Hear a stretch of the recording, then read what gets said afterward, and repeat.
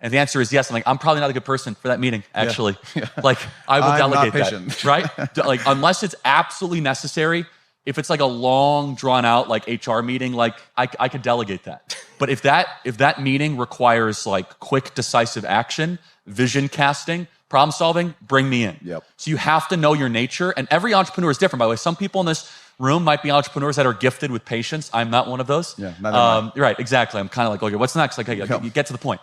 And so I know my demerits and I know my faults, and knowing your nature is incredibly important.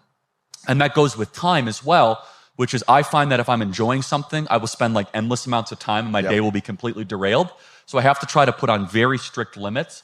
And then as an entrepreneur, you have to obviously have very strong spiritual health, whatever that is in your life, very strong, obviously, mental health, connection and relational health, and then physical health. I think I see far too many entrepreneurs. I could list 5 in my life that I know that just completely forsake the physical health when they're in growth mode, right?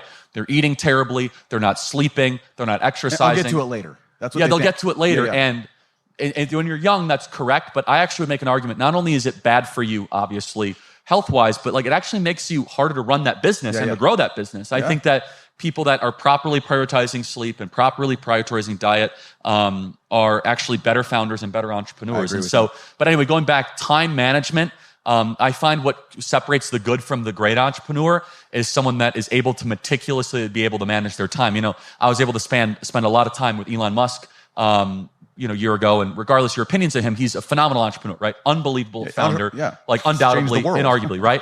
And he's so clear on his time management that he actually handles it himself. Now, I couldn't do that, but like he can't even handle the bureaucracy of having like an executive assistant at times. He's like, nope, I know exactly how much time I must spend on a certain thing, and I will be kind of the guardian of that.